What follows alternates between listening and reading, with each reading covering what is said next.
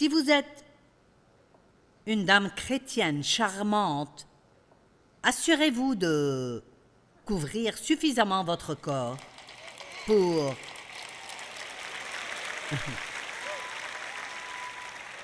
ne pas devenir une tentation pour un homme qui lutte déjà contre un esprit d'adultère et qui essaye de guérir dans sa propre vie.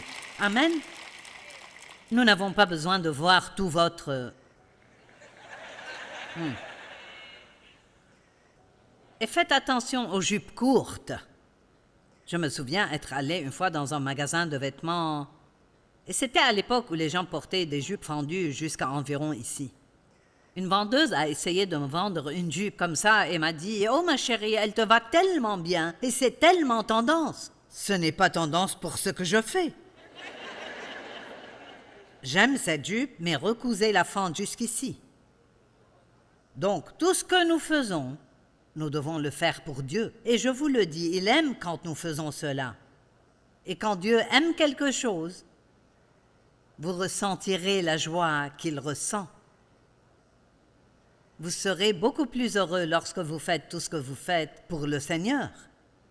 Le verset 24 dit « Sachant que vous recevrez du Seigneur un héritage pour récompense. Le Seigneur que vous servez, c'est Christ. » Et donc, au lieu d'essayer d'entendre Dieu, faites-lui confiance pour qu'il vous parle et en attendant, faites simplement chaque petite chose que vous faites pour le Seigneur. Colossiens 1:9, Paul prie pour l'Église pour qu'elle connaisse la volonté de Dieu. Et c'est quelque chose que vous pourriez inclure dans vos prières quotidiennes. Voilà pourquoi nous aussi, depuis le jour où nous en avons été informés, nous cesserons de prier Dieu pour vous. Nous demandons que vous soyez remplis de la connaissance de sa volonté. Remplis-moi de la connaissance de ta volonté. Que ta volonté soit faite et non la mienne, c'est la prière du Seigneur. C'est simple, priez simplement. Dieu, je veux ta volonté. Remplis-moi de ta volonté. Vous savez, nous devons prendre beaucoup de décisions dans la vie. Et certains d'entre vous se trouvent à un moment décisif dans leur vie et ne savent pas vraiment quoi faire.